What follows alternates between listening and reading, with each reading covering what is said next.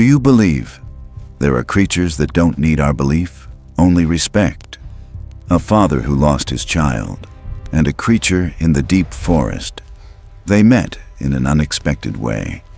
This isn't a tale of hunters or monsters. It's about a grieving father, a dying creature, and a moment of silent trust deep in the forest. When Caleb Harlow lost his son, he didn't leave the woods. He stayed, as if the trees were the only place that still remembered. One autumn night, he found a young Bigfoot, weak and helpless. He didn't touch it. He didn't chase it. He simply stayed. By morning, it was gone, but the forest had spoken. The traps were destroyed. Giant footprints circled his shelter. He had been watched and accepted. This story was never meant to be proof. It was meant to be a reminder. Some beings don't need to speak, to be heard. Where in the world are you watching this from? What's your name, dear friend? Let's see how far this story can travel. And send our warmest greetings from the forest to your screen.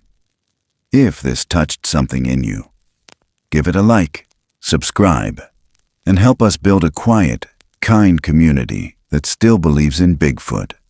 Not as a myth, but as a mirror. The morning broke cold, but not yet bitter.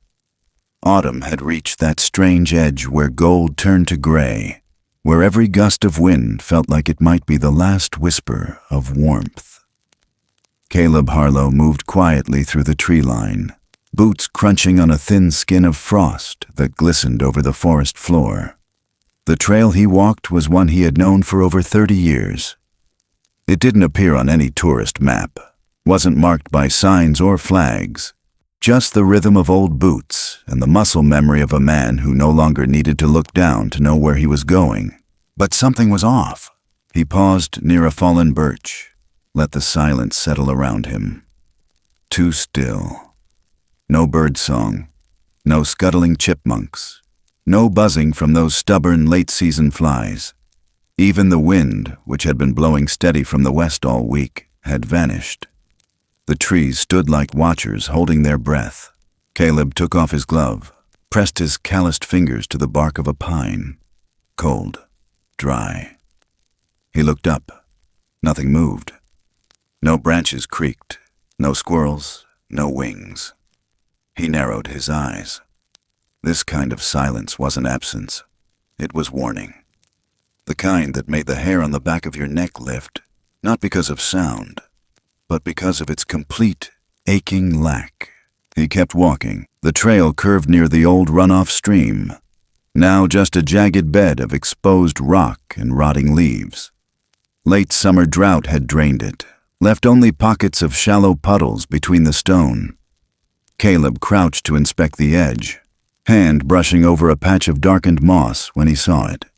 Just beyond the hollow of a sunken log, a figure, small, motionless, curled up on its side like it had collapsed from exhaustion. It wasn't a bear, that much was clear. The body was long, the limbs too human. Thick brown fur matted with dirt and pine needles, rib cage visible beneath its chest. One arm was draped awkwardly, the palm, yes, a palm, upturned and spread. He didn't move closer. Instead, Caleb slowly set down his pack, took a breath, looked again. The creature didn't stir, not even a twitch, but something in the way it lay there, exposed, vulnerable, almost trusting, held him in place. He took a step back, not out of fear, but out of something deeper. Respect, maybe, or guilt. The old kind, the kind that didn't need words. He pulled his coat off and walked toward it, careful not to step directly in line with the creature's feet, not wanting to startle it. He bent down and, in one slow motion, laid the coat across its shoulders, not touching its skin. Then he stepped away, sat on a rock a good 10 feet off, his breath fogging in the thinning light. The sun had begun to dip behind the ridge, leaving long shadows to stretch across the ravine. The air turned sharper. Evening always came fast in this part of the range, especially in October. Caleb reached into his pack, pulled out the small fire tin he carried for emergencies. and began to gather twigs without standing. He didn't want to make sudden movements. Not yet. He didn't want to ruin whatever fragile, wordless contract had just been made between him and the being under his coat.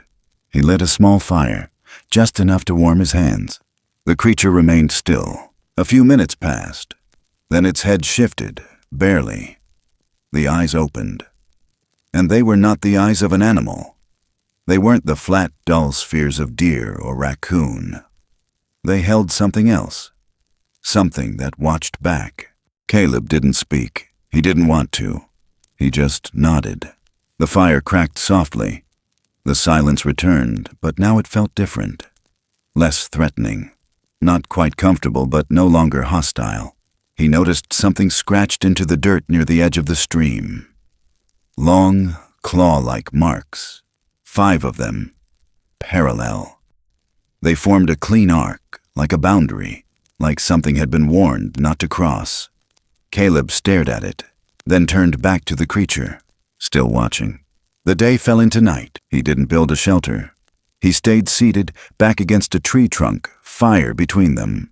He didn't know why, but he felt that moving too much, breaking this balance, might undo the moment. Sometime after midnight, he felt it. Not movement, presence. It wasn't a sound. It wasn't a shape. It was that cold awareness that spread through your chest before your brain caught up. Like standing in front of an ocean wave you couldn't see, but could feel pressing behind the darkness. Something massive stood just beyond the reach of the firelight. Caleb didn't reach for his flashlight, didn't lift his rifle. He just stared into the dark, breath even, hands resting on his thighs. And in the flicker of firelight, a shadow shifted. Not forward, not back. It simply was, like the forest itself had formed it. Wide shoulders, the outline of arms too long to be human. Eyes that reflected nothing, just depth, and then it was gone. He didn't move for a long time. Eventually, he added a few pieces of wood to the fire, careful not to let it grow too high, just enough to keep the night from swallowing them whole. By then, the young creature had shifted slightly, curling deeper under his coat. Caleb glanced at it, then back toward the place where the larger being had stood. And for the first time in years, he felt something unspoken settle deep in his chest. A memory, not of loss, but of decision. The last time he had left something helpless behind, it had been the worst mistake of his life. Not this time. He let his head rest against the tree. Didn't speak, didn't cry, just stayed. I wasn't there when he needed me. The words crossed his mind, but didn't pass his lips. This time, I'll stay. The fire burned low. Caleb didn't sleep so much as drift. One eye on the darkness, one part of him still listening for footsteps in the leaves, for breathing that wasn't his own. But the forest gave him nothing. No sound, no warning. And yet, strangely, he no longer feared it. By the time the moon had risen high above the ridge, casting a faint silver glow across the canopy, he had accepted the silence for what it was. Not absence, not threat, but witness. The forest was watching, and maybe, just maybe, waiting to see what kind of man he really was. He let his eyes close, not fully asleep, just willing for once to rest. And in that silence, as the fire crackled faintly and the stars peeked through the canopy, the old pain inside him flickered, softly. It didn't vanish. It never would. But for the first time in a long time, it wasn't the loudest thing in the woods. Not tonight, not while something else lay breathing quietly in the dark, just 10 feet away. The coat still covered its back. The fire still glowed warm, and Caleb Harlow, for reasons he didn't fully understand, stayed exactly where he was, even when the wind returned, even when the birds never did, even when the whole forest remained quiet, like it had seen what it needed to see, and was now simply listening. The morning came slow and reluctant. Gray light bled through the trees like someone had forgotten to turn the sun all the way on. Mist sat low on the forest floor, pooling around Caleb's boots, curling at the edges of his breath as he stirred awake. For a moment, he forgot where he was. Then the ache in his back reminded him. then the cold in his bones, then the silence. The fire had burned itself into a half-dead pile of charcoal and orange dust. Still warm, barely. He reached out to nudge it, and that's when he noticed. The coat was gone. The spot across from him, where the young one had curled, was empty. No sound, no trace of movement. Just a hollow dent in the leaves where something had been. Caleb sat up slowly, turned his head left, then right. No scuffle. No broken branches, no drag marks, no sign of fear. He wasn't sure what he expected to feel. Maybe relief that it had survived the night. Maybe dread that he had imagined the whole thing, but all he felt was quiet. And something else. Something he hadn't felt since he was a boy in the woods, looking for his dog the day she ran off. A sense of being watched. He stood, walked in a wide circle around the fire pit. The ground held its breath, just like last night. Still no birds, still no wind. Then he saw them. Footprints, not the small ones. These were different, larger, much larger. Wide set, deeper in the dirt. Each one pressed evenly into the damp earth, but never too close to the center. They didn't approach the fire. They circled it, always just out of reach of the heat. A full ring, maybe 20 feet wide. Someone had been watching all night. He didn't speak, didn't curse or call out. Just stood there, quiet, like a man who'd been told the truth without words. He packed his things slowly, careful not to scuff the prints. When he tied his coat back around his pack, he noticed something strange. Something someone who'd spent most of his life outside wouldn't miss. The fire had been shielded. The edge of the pit was ringed with small stones, stacked neatly. Someone had arranged them while he slept. Not just to contain the flames, but to protect them. The fire hadn't died because the wind hadn't touched it. But there hadn't been any wind. He blinked and looked up. The mist had thickened while he wasn't watching. Now it rolled like low smoke between the trunks, blurring the edges of everything. He squinted into the gray and froze. Something moved, no sound. Just shape. Tall, wide, still, then gone. He didn't chase it. Would have been pointless anyway. Whatever it was hadn't run. It had simply stepped away, like it had finished what it came to do. He should have been shaken. He wasn't. What he felt instead was considered, evaluated. The fire, the coat, the way he hadn't reached for a weapon. Someone had watched and made a decision. Not to take, not to threaten. Just to wait and see. And now it had seen. He left the campsite without speaking, took the long trail back toward his cabin, but paused near the edge of the clearing. He knelt and set a canteen of clean water near the base of a stump. Not in the open, but not hidden either. Just there, like a gesture. Like a man tipping his hat on a road he might cross again. Then he stood, shouldered his pack, and walked. He didn't look back. The day stretched long, sun never fully cutting through the haze. By noon, the frost had melted, but the stillness hadn't.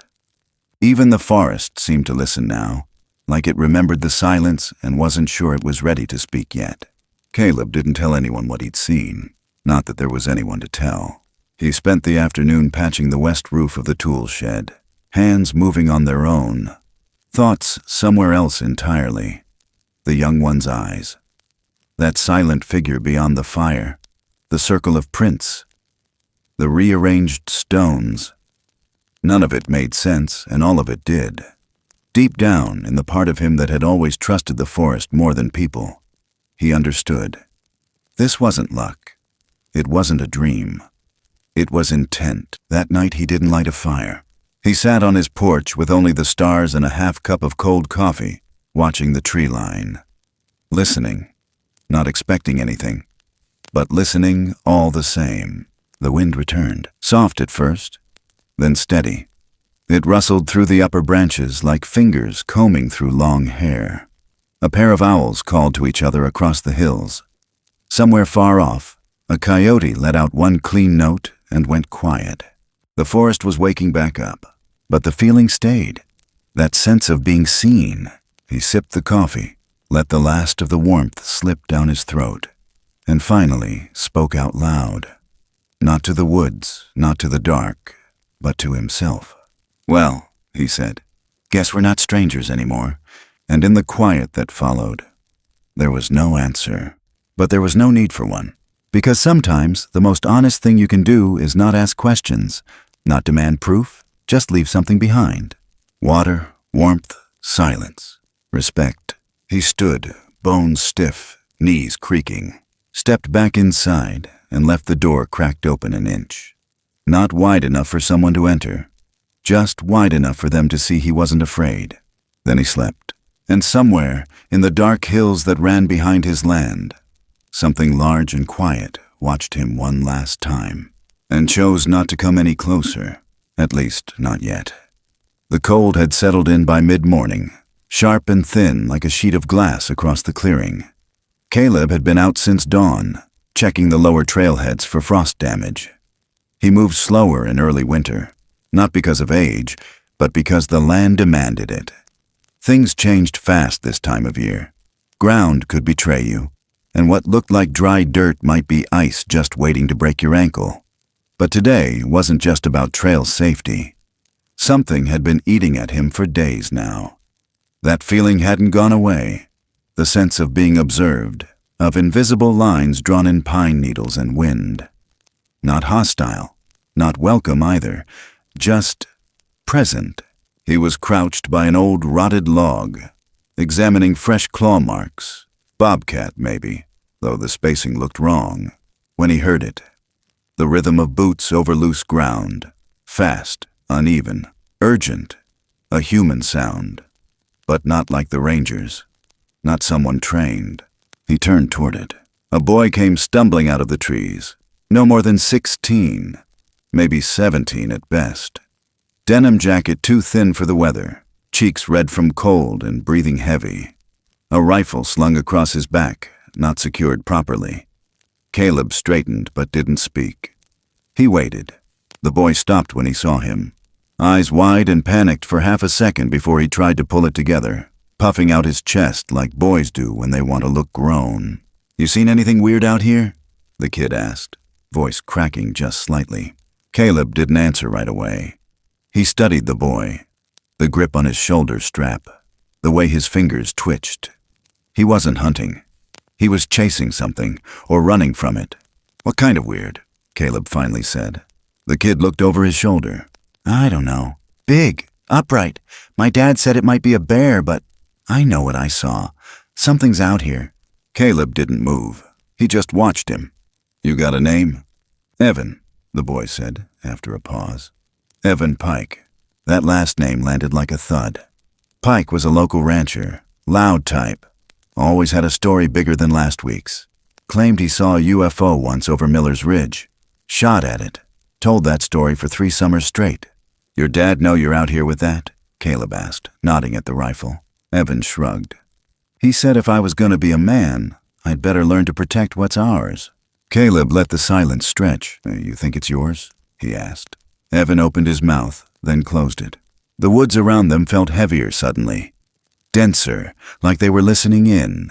"I saw it," Evan said, quieter now. "Last night, down by the old creek bed, big, hair all over. It looked at me, just stood there, didn't charge, just looked." Caleb didn't flinch. He already knew what the boy had seen, but hearing it from someone else made it real in a different way. Evan shifted, glancing past him. "You believe me?" "I believe you saw something," Caleb said. Evan took a step forward. His boot cracked over frozen mud. Caleb noticed something fall from the boy's coat pocket. Small, round, pink. A plastic charm. A faded keychain, the kind you win at a county fair. A smiling cartoon rabbit with a broken ear. Caleb picked it up before the wind could take it. Evan reached for it quickly, then stopped, embarrassed. "My sister's," he said quietly. "She gave it to me when I left." "You got a sister that trusts you with her favorite toy," Caleb said, handing it over. "That's worth more than most things in this world." Evan stuffed it back into his coat like it was a secret. His hand lingered there longer than it needed to. Caleb saw something change in him then. some soft edge trying to resurface under the posture and the gun. Before he could say more, something moved in the trees behind them. Not loud, just deliberate. Evan spun, hand on his rifle. Caleb held out his arm without thinking, stepping between the boy and the sound. "Don't," he said, not raising his voice. Evan froze, and from between the pines, it stepped forward. Not charging, not stalking, just present. The tall one. The sentinel. Taller than any man. Shoulders wide enough to blot out the space between trunks. Fur dark and matted with rain. Eyes that caught the light but didn't reflect fear, only understanding. Old understanding. Deep. Evan's hand shook on the rifle. Caleb didn't move. The sentinel didn't either. And for a full breath, time hung between them like a thread pulled taut across a canyon. Then Evan lowered the rifle, not because he was told to, but because something in that moment asked him to. The sentinel tilted its head slightly, like it was memorizing something. Then, slowly, it turned and disappeared back into the mist. The forest exhaled all at once. Evan was still frozen. Caleb put a hand on his shoulder, light but steady. "They're not monsters," he said. The boy didn't respond. "They're not ours either." They stood there for a while after that, saying nothing. The silence between them didn't feel empty. It felt earned. As they walked back toward the trail, Evan finally spoke. "My dad says anything that doesn't belong should be put down before it becomes a threat." Caleb kept walking. "Some people don't know the difference between a threat and a witness," he said. They reached a fork in the path. Evan stopped. "I thought if I found it, I'd feel big, brave, but I just feel—" He didn't finish the sentence. Caleb looked at him, eyes softer now. "I lost someone," he said quietly. "A long time ago. Boy about your age. He needed me. I wasn't there." Evan glanced at him. "What happened?" "I didn't stay," Caleb said. "I thought there'd be time." The boy nodded, not fully understanding, but carrying the weight of it anyway. "You stayed today," Evan said. "Yeah," Caleb replied. "Yeah, I did." Evan looked back toward the woods one last time. "There's something out there," he whispered. Caleb didn't correct him. He just let the moment breathe. They walked in silence the rest of the way.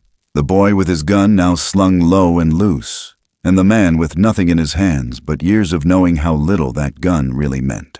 Behind them, the forest stitched the moment closed without a sound.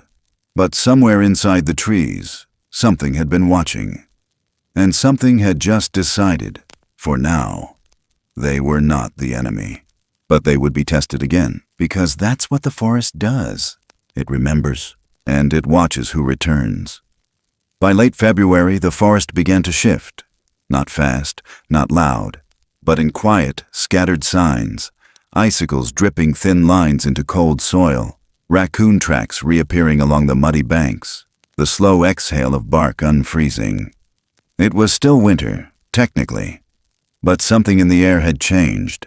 The smell, the rhythm, a loosening. Caleb felt it in his knees first, the way older men often do, before they'll ever admit it. He and Evan had started checking the deeper parts of the canyon trails again. Not because they were told to, not even for the job. Something had passed between them in the past few weeks. Unspoken but certain. A kind of pact. It wasn't friendship exactly. Not yet. But it was more than silence. They knew something now that most folks didn't, and it demanded a kind of loyalty. Not to each other, to the truth. That morning, the trail was slick with thaw. The sun pushed thin beams through the canopy, catching on every wet branch like silver threads. Evan walked ahead, careful but fast. He was getting better at reading the land. Caleb watched him for a moment. The way the boy paused before every incline. The way he checked his footing. He didn't carry the rifle anymore. That mattered. They were scouting near a narrow bluff. Steep drop on one side, ridge above. Caleb had warned him once already about loose rock. But Evan was chasing a set of elk tracks down a slope, excited, eyes too far ahead. The kid had always been quick on his feet. But this time, he moved faster than the ground could hold him. Caleb didn't even have time to shout. There was a slip, a scramble, the sharp crack of stone breaking under weight. Then Evan disappeared over the edge. The silence that followed hit Caleb like a gut punch. He ran to the ridge, dropped to his knees. Evan had landed 10 feet below, caught between two ledges, arm twisted underneath him, body curled tight. "Evan, don't move!" Caleb called out, voice tight, trying to stay calm. The boy moaned, tried to lift his head, failed. Caleb's breath caught. The incline was too steep to walk down. No easy way to get to him without a rope. And he hadn't brought one. He scanned the edge. Trees thinned out here, too exposed. No time. "Just hold on, son," he said, and began his descent. The first few feet were manageable, until the slope turned to shale. His boots slipped. He caught himself, palms scraped, but didn't stop. He got within 5 feet when his right leg gave under him. The knee, a knee that had once held his weight through blizzards and fire patrol, buckled hard. A white flash of pain shot up his thigh. He gasped and fell beside Evan, arm landing hard on frozen root. They lay there breathing heavy, the world spinning slow around them. "You okay?" Caleb muttered through clenched teeth. Evan opened one eye. "I think I cracked something," he said, "but I'm awake." "Good, that's a start." Caleb tried to sit up. His vision blurred. The pain in his leg pulsed hard. He looked at the boy again. Evan's forehead was bleeding, shallow but steady. The kid was trying not to cry. Caleb reached over and squeezed his arm. "You're not dying," he said. "Hurts like hell, I know, but you're gonna be all right." Then the wind shifted, and for a brief second, Caleb swore he smelled pine sap and something else, something faintly earthy, like moss warmed by hand. He turned his head, blinking through the sweat in his eyes. That's when he saw it. A shape, large, upright, just beyond the fallen timberline, still as a rock, watching. Caleb blinked again. The figure didn't vanish. It moved, not toward them, but alongside, down the slope, deliberate, unafraid. Caleb's heart stuttered. He gripped Evan's coat. "Don't make a sound," he whispered. The boy stiffened. The figure reached a narrow ridge, crouched low, and pressed one massive hand into the ground, testing for weight. Then it moved again, toward a cluster of rocks, toward shelter. It was leading them. Caleb stared, then looked back at Evan. "We're moving," he said. The boy groaned. "Are you serious?" "As a heart attack. That thing, whoever they are, they want us to follow." "You trust it?" "No," Caleb said. "But I don't trust this slope to stay under us either." They moved slow. Caleb used a branch to splint his leg. Evan leaned heavy on his side, one step at a time. The pain was white-hot, but adrenaline carried them down the slope until the trees thickened again, until they reached a rock outcrop that bent in a perfect curve against the hill, forming a shallow pocket of dry earth tucked beneath. The figure was gone, but its tracks, deep, clear, precise, led right to the shelter, and stopped. Evan collapsed inside first. Caleb followed, crawling. They sat there in the dry quiet, catching their breath. "You see it?" Evan asked, voice hoarse. Caleb nodded. "Do you think it was the same one? The big one?" "Yeah," Caleb said. "I do." They didn't talk for a while after that. Just sat, listening to the wind outside rattle the thin trees. Caleb drifted in and out, his body overheating, his mouth dry, fever clawing at the edge of his thoughts. He couldn't tell how much time passed, couldn't tell if the sounds outside were real or dreamt. Once, he opened his eyes and thought he saw the younger one. Just a glimpse at the edge of the shelter. Stronger now, shoulders fuller, a different stance. The way it looked at him wasn't the same. It wasn't fear. It wasn't curiosity. It was recognition. Then it was gone. Evan stayed awake through the night, eyes wide, body shivering. But he didn't leave Caleb's side, didn't panic. Just watched the darkness in front of them, listening, like a boy who'd been taught something sacred but couldn't quite say it out loud. Somewhere before dawn, he whispered, "Thanks for not leaving me." Caleb didn't answer. Couldn't, but he heard it. And later, when the sky began to turn silver at the edges, Evan reached out and brushed the dirt from Caleb's sleeve. His voice shook, but it was clear. "You're gonna be okay, Mr. Harlow. I got you." The wind outside shifted again. The scent returned. Pine, earth, smoke, maybe even breath. But this time the boy didn't flinch. The fire hadn't gone out. It hadn't even been lit. But somehow, it burned anyway. By late spring, the forest had opened back up. Branches once naked now moved in full green sway, thick and rustling under the weight of birdsong. The stream beds had softened. Light reached deeper between the trees, but it didn't chase away the quiet. The quiet had changed since winter. Not silence, stillness, something learned. And in that stillness, Caleb felt more watched than ever before. Evan had been coming around near daily now. He didn't ask, didn't announce. Just showed up with a backpack slung loose over one shoulder, and the kind of guarded respect that only boys who'd been humbled carry. Sometimes he'd ask questions about plant tracks or knot types. Sometimes he'd sit on the porch and say nothing at all. Caleb never pushed. A boy like that, you had to let him come in slow, like letting a fire burn down before adding more wood. But today, Evan didn't show up alone. It was just afternoon when Caleb saw the truck. Not local. Too new. Shiny black, no plates, clean tires. Parked just outside the ranger's access gate. Nose turned toward the tree line like it belonged there. 3 men stood near it, 2 in canvas work jackets, 1 in a navy vest with a clipboard tucked under his arm. All of them carried themselves the same way, like they owned something and expected the world to agree. Caleb didn't call out.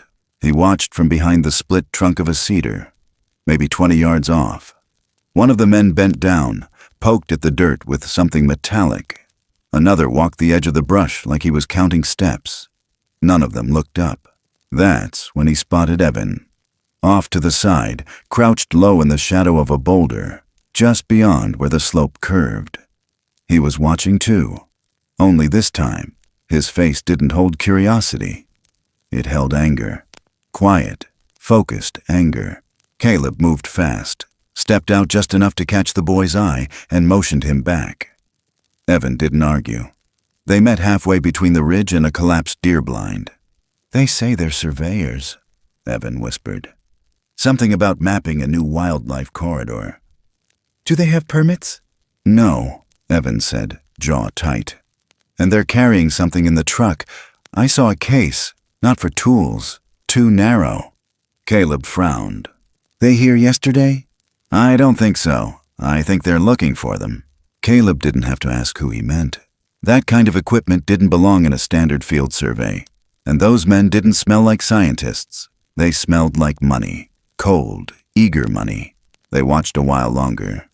One of the men pulled out what looked like a heat sensor, sweeping it low along the brush. The man with the clipboard made a note, then pointed toward the northwest ridge, the same direction Caleb had last seen the sentinel vanish toward 2 weeks earlier. He felt something tighten in his chest. "You think they're trackers?" Evan asked.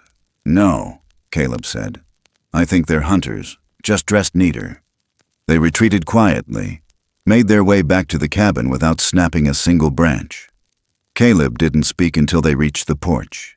There he sat heavily in the wooden chair, stared out at the trees for a long time. "I've seen that before," he finally said. Men showing up with answers nobody asked for, calling it protection, calling it science, calling it whatever sells. Evan was pacing now, back and forth across the front steps. "We have to do something." Caleb nodded slowly. "We will." The next morning they went back, without guns, without noise, just eyes open and boots light. The truck was still there, but the men had moved deeper into the woods. Evan found the tracks, not boot prints, drag marks, wide and clawed. Something had been caught, or chased, or baited. And then they found the cage, hidden beneath a camouflaged tarp, tucked behind a slope of moss-covered stone, was a steel crate about 6 feet long, reinforced corners, mesh wiring. Inside it, fur, long strands, brown, familiar. Evan's breath caught. They got one. No, Caleb said, kneeling down. Not yet, but they're trying. He lifted the tarp more. Behind the cage, he found 2 cases, one marked with biohazard tape, the other with a brand name he didn't recognize. Inside, tranquilizer darts, labeled for large mammals. No dosage listed. Illegal as hell, Caleb muttered. Evan was shaking now. They're going to take them, sell them, put them in labs, or worse. Not if we stop it. Caleb took photos with the old Polaroid he kept for documentation. Then they buried the darts, disabled the locking mechanism on the cage, and marked the tree with a fresh scrape, one he knew someone would recognize. Before they left, Evan did something Caleb didn't expect. He placed the small pink keychain from his sister next to the crate, tucked it under a rock, not to be found by the men, but by someone else, something else. It was a gesture, and gestures mattered out here. They returned to the cabin with the evidence. Caleb called a friend, retired forestry agent, still had ties to legal enforcement. He didn't mention Bigfoot, just unauthorized traps, unregistered equipment, and threats to wildlife. By sunset, the truck was gone, but not before one last moment. Caleb and Evan had gone back for one final check. No signs of the men, no crates, but standing just across the stream bed, in a clearing half-shadowed by the lowering sun, was the sentinel. Full height, arms down, silent, watching them. Evan stepped forward slightly, unsure. Caleb raised a hand, not to wave, but to acknowledge. The sentinel didn't move. Then, from behind the trees, another figure emerged. Smaller, familiar. The young one. Now taller, stronger, shoulders broad. No longer sick, no longer unsure. It stood beside the elder without hesitation. Evan's mouth parted. And then, slowly, the young one stepped forward. Not toward them, but toward the spot where the cage had been. It stopped, looked down, then lifted its gaze back to Evan. No sound passed between them, but the moment did. Caleb knew it instantly. This wasn't just recognition. It was thanks, or maybe warning. Then both figures turned, and as silently as they had come, they slipped back into the forest. That night, Caleb sat on the porch long after the stars rose. Evan sat beside him, quiet, not afraid, just changed. You did good today, Caleb said. Evan didn't answer right away. Then, they shouldn't be hunted. No, Caleb said, they shouldn't. And they remember. Yes, Caleb nodded. They remember everything. And somewhere beyond the ridge, the forest exhaled. Not with peace, but with patience. Because what had come once would come again. And this time, it would not be with questions. The heat came in fast that year. Not gradually like most summers in the range, but thick, sudden, clinging. The kind of heat that settled into the dirt and made the air feel tight in your lungs. Even the nights, which usually offered some relief, had grown restless. The forest had gone from breathing slowly to holding its breath again, like something was circling back. Caleb knew the signs. The animals had gone quiet. The wind didn't push. It waited. That evening, the light didn't fade. It collapsed. Sunset bled out over the ridge in streaks of deep orange and rust red, then vanished in a blink, swallowed by a sky that turned black too fast. No twilight, no soft hush, just a heavy kind of night, full of weight. The cabin's windows were open to try and catch a breeze, but the air refused to move. Caleb sat inside, one hand resting on the edge of the table, the other holding a mug he hadn't taken a sip from in over an hour. Evan was outside, pacing a narrow loop near the fire pit. He'd been edgy since noon, claimed he heard something back near the creek bed. Not footsteps, breathing, slow and close. Caleb hadn't seen anything, but he didn't doubt the boy anymore. A single moth banged into the lantern glass, frantic and alone. Caleb stared at it, then at the shadows stretching across the floor. Too sharp, too wide. His bones told him this night wouldn't pass easy. He stood, pushed the screen door open, and stepped out onto the porch. Evan turned to him fast, like he'd been waiting. "It's still out there," the boy said. Caleb nodded. He didn't ask what it was. Some things didn't need defining to be real. He moved toward the edge of the fire pit and dropped a few dry branches in. No lighter fluid, no matchstick tricks. Just steady hands, flint, and patience. The flames caught slow, then rose with a soft hiss, spreading light across the clearing in warm, trembling rings. And that's when they heard it. The silence broke, not with thunder or scream, but with absence. A sudden stop in the usual rhythm. No crickets, no owls, no rustle of branches. Just one long, unnatural hush. Then came the snap. Not wood falling, not wind, but the precise, deliberate crack of something heavy moving through underbrush. Evan stiffened. Caleb turned, eyes narrowing toward the darkness beyond the tree line.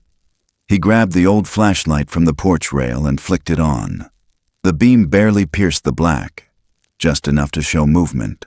Low, fluid, watching. Caleb didn't speak, but Evan was already reaching. "No," Caleb said, sharp, quiet. "No gun." Evan froze. His hand hovered near the pack he'd left by the fire. The sound moved again, circling now, low to the ground. Each footstep soft but heavy. Not charging, stalking. Then they saw the eyes. Two pale glints just above the brush line. Amber ringed, cat-shaped. Puma. Young, probably male. Hungry enough to come close to fire. Caleb stepped forward, just slightly, keeping himself between Evan and the sound. He knew how this worked. Predators like that didn't go after the strong. They went after the slow, the separated, the distracted. Evan was young and quick. Caleb was neither. But the puma didn't lunge. It waited, circling, testing. Then Caleb saw something he didn't expect. The animal's head turned, not toward him, but toward Evan. It had chosen. Evan didn't know. He was still watching the wrong side of the clearing, still tracking sound, not intent. Caleb moved, fast and without warning. He pushed the boy back with one hand and shouted loud, hard, full-chested, hoping the noise would throw it off. The puma flinched, but it didn't bolt. It lowered, muscles coiled, eyes locked. Then, without sound, it began to move. Low, deliberate steps, right toward Evan. That's when the woods answered. Not Caleb, not Evan, the forest. A new sound broke the clearing. Deeper, heavier, not fast, but final. Trees shifted. A branch snapped like bone. And out of the dark stepped something that turned the night colder than the mountain wind. The sentinel. Massive, upright, no fear, no weapon. It didn't roar. It didn't rush.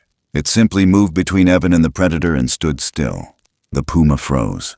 Its instincts didn't waver. They collapsed. What stood in front of it wasn't prey. It wasn't even rival. It was a wall. The sentinel didn't strike, didn't growl, didn't make a single threatening move. It simply leaned forward slightly and drove one open palm into the dirt in front of the puma, hard and slow, like a judge placing a final verdict on the ground itself. The puma didn't attack. It yielded, backed off slowly, step by step, eyes still locked not on the human threat, but on the other one. The impossible one. The one that didn't belong in any book, but somehow did. Then it vanished into the trees. The forest held its breath for a beat longer. Then the sounds returned. First the insects, then the wind, then the low crackle of the fire again, alive and unsure. Evan stood frozen. Caleb didn't speak. The sentinel didn't look back, but it stood there for a moment longer, the firelight dancing against its fur, casting long shadows across the earth, like ancient writing written in motion. Then, as if satisfied with the silence, it turned and stepped into the woods. Evan's voice came out small. "Why didn't it kill it?" Caleb didn't answer right away. He let the boy feel the stillness. Let the weight of what just happened settle in his chest like a stone in water. "Because it didn't have to," he said at last. They sat by the fire a while longer. No stories, no theories, just the heat between them and the edge of something they didn't know how to name. Caleb finally leaned back, eyes half-lidded. "Some debts aren't settled with words," he muttered.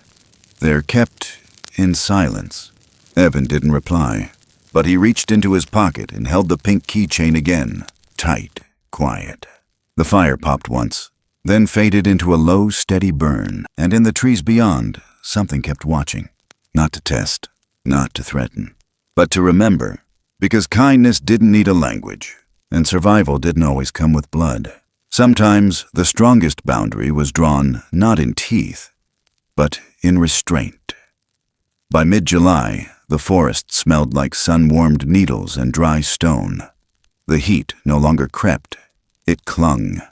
Thunderclouds brewed every afternoon, but broke only in light shows and growls. No rain. The ground was cracked and thirsty, the rivers low and sullen. Animals kept to shade. People, if they were smart, stayed near water or off the ridge altogether. But Evan Pike was no longer a boy who did what was smart. He hadn't spoken much in days. Something had changed. It started with a phone call, short, clipped, a number he didn't recognize, but the voice he did. His father, distant, raspy, asking if Evan would come by the old trailer just for a bit. No pressure, the man had said, which always meant there was. Caleb didn't ask questions when Evan said he'd be out for the day. He just gave him the thermos, full of cold water and a look that held more understanding than the boy probably wanted. But when Evan returned, his silence said everything. Caleb didn't push. That night, the wind came back. Not strong, not cool, just fast, rushing through the trees like it had somewhere to be. The kind of wind that made doors creak and carry voices that weren't real. Caleb watched the treetops sway and felt that old ache return. Not in his bones, but in his gut. The kind that warned you something was about to snap. Evan didn't come to the cabin the next morning. Caleb found him near the creek bed, crouched low, elbows resting on his knees, staring at something in the dirt. A small patch of ground had been cleared, intentionally. Marked. Not human. Not exactly animal either. A sign. Not a trap. A boundary. Evan looked up but didn't speak. His eyes were red-rimmed, not from crying, but from holding it back too long. They knew, he said finally. My dad. The whole time. He never stopped looking, just stopped talking about it. Caleb stepped closer, listened. Evan drew a shape in the dirt with a stick. A long line, then another crossing it, sharp and angled. I found a file, in his closet, notes, maps, even one of those dart casings, from the group we chased off. My dad's been working with them, or for them. He dropped the stick. Caleb said nothing. He said it was about control. Said if we didn't tag him, someone else would. That it was better we did it first. So they could be used right. A breeze lifted the corners of Caleb's shirt. He closed his eyes for a moment. You believe him? He asked softly. Evan looked away. I used to. And now? Evan didn't answer. They walked the ridge that afternoon, not speaking much, until they reached the high ledge that overlooked the northern stretch, where the forest rolled out like a sea of green and blue haze. Caleb sat on a rock, letting the sweat dry on his neck. Evan stood behind him, arms crossed, jaw tight. If I tell the truth, Evan said, he'll lose everything, the ranch, his job, his reputation. Caleb didn't move. And if you don't? Evan took a long breath. Then I become him. The sun dropped behind the mountain, long shadows sliding forward. Later that night, Evan returned to the trailer. The door was unlocked as always. His father sat at the table, a beer sweating in his hand, papers spread out like cards no one wanted to play. You tell him? The man asked without looking up. Evan stood still in the doorway. I told the one person who deserved to know. His father laughed, short and bitter. You think this world's fair, son? You think any of this is about right or wrong? It used to be, Evan said, before you let it rot. His father stood slowly. The room shrank. You think that thing cares about you? You think it'll save you when the others come? You're a fool. Evan's voice didn't shake. Then I'd rather be a fool than a coward. He turned and walked out. Didn't run. Didn't slam the door. Just walked. And behind him, the man who had raised him finally realized he'd lost him. For good. Back at the cabin, Caleb was waiting on the porch. Evan didn't explain. He didn't have to. Caleb handed him a cup of water and nodded toward the tree line. "We're being watched," he said. Evan looked up. A figure stood near the edge of the clearing, tall, still, steady. The sentinel. But this time, it wasn't alone. Beside it, the young one, now fully grown, taller than before. Shoulders square, movement calm, deliberate. They stepped closer, just enough for the firelight to catch the outlines of their forms. Evan stood up slowly, no fear in his face, just understanding, and a kind of sorrow that came not from guilt, but from leaving something behind. He took one step forward, then another. The grown creature tilted its head slightly, a gesture that mirrored Evan's perfectly. Recognition, forgiveness, something passed between them that no human could define. Then the sentinel raised one arm, not high, not forceful, but out, across the air, palm down. A gesture, a line. The message was clear. This is the edge. This is what must be left untouched. Evan nodded once, and stepped back. Caleb joined him. The two figures stood for a moment longer, then turned and faded into the darkness. The fire behind them hissed softly as sap cracked in the wood. Evan looked down at the dirt between his boots. "I didn't realize how much I wanted him to understand." "He won't," Caleb said gently. "Men like that don't listen. They wait until it's too late." Evan breathed out slowly. "I didn't stay to convince him. I stayed to let him see me." The wind picked up, soft but certain, brushing against their faces like a hand passing through water. Caleb placed his hand on the boy's shoulder. Didn't squeeze. Didn't speak. And Evan didn't flinch. Some silences didn't need to be filled.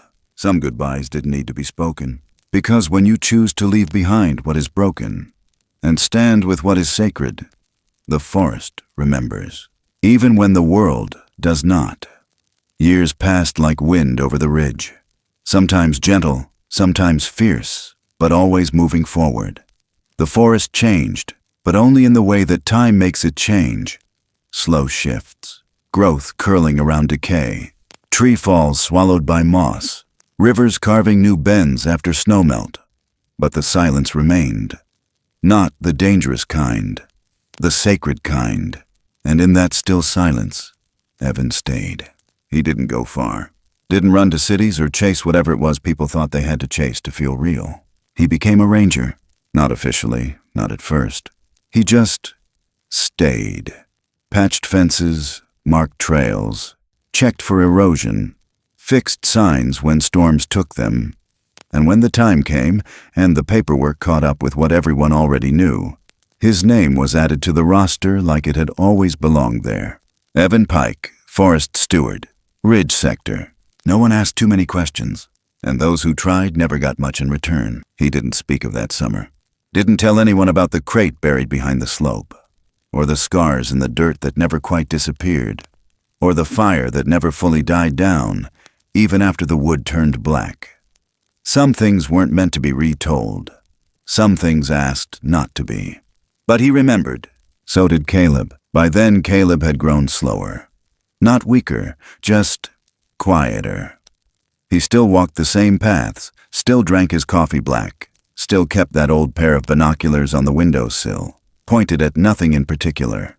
But the weight in his step had shifted. Less push, more pause. He knew it too. He didn't fight it. Evan started stopping by more often. Not every day, but often enough that the rhythm between them stayed intact. They didn't talk much about before. They didn't have to. The fire pit still sat in the same spot. The woods still breathed the same way. And every now and then, in the early blue of dawn, a new pair of boot prints would appear outside the cabin and disappear just as quietly. One August evening, the light turned gold early.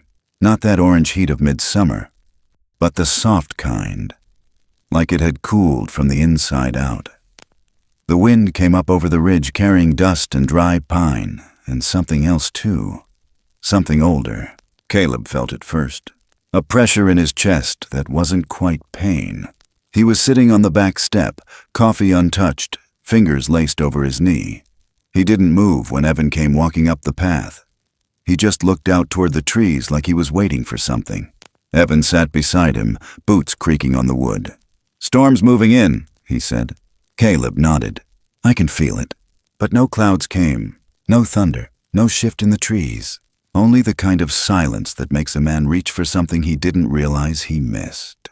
They sat there a long time. The sun dropped low, the shadows got long, and just before the light fully let go, Caleb stood, didn't speak, didn't grunt or sigh or groan the way older men do when they rise. He just stood, then walked. Not deep into the woods, not far from the cabin, just to the clearing where it had all started, where the fire first burned.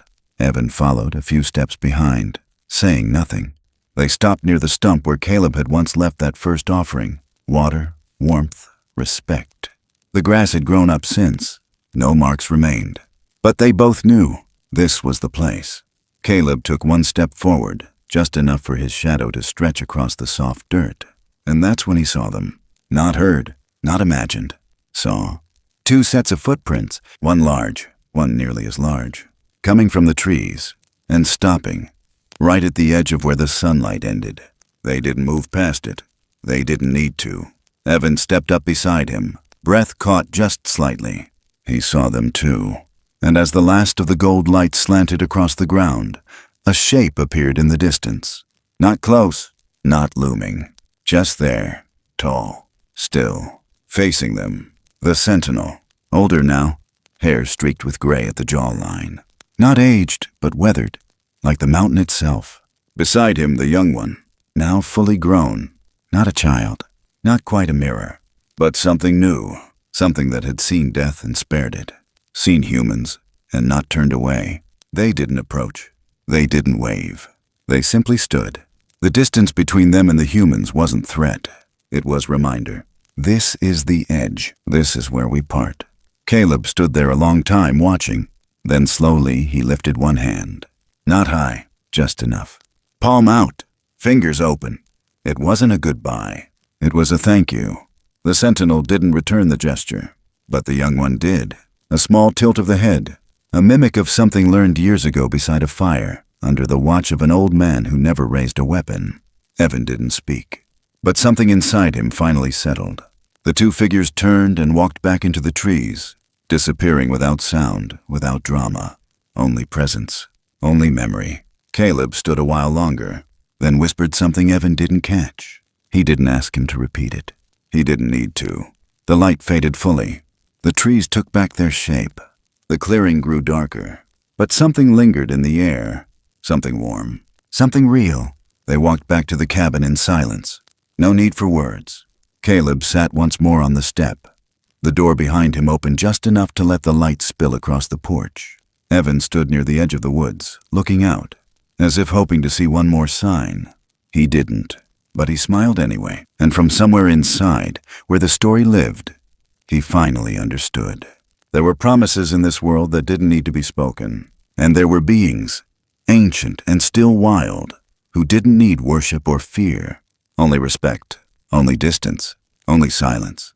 Because not everything that walks on 2 legs wants to be known, and not everything sacred was ever meant to be claimed. That night the stars came out sharp. The wind softened. The fire pit crackled again, even though neither of them lit it.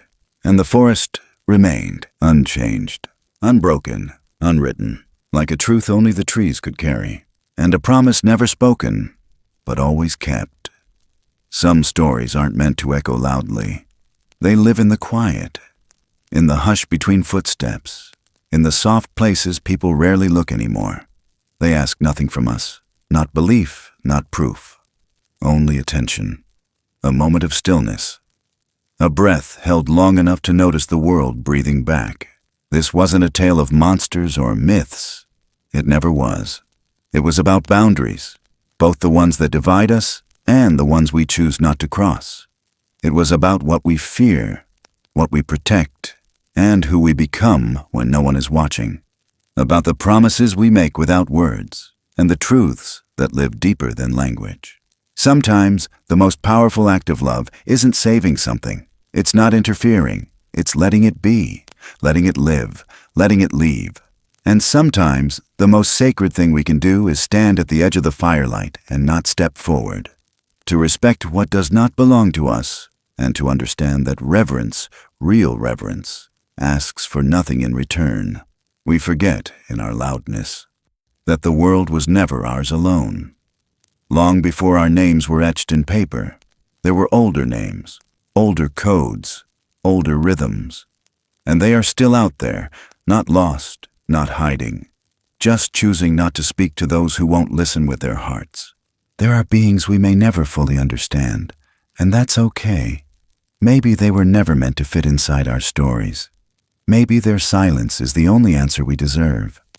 But if you ever find yourself in a quiet forest, and the wind shifts, and the birds go still, stop, breathe, look carefully, not with your eyes, but with something older inside you, something you may have forgotten, but never truly lost.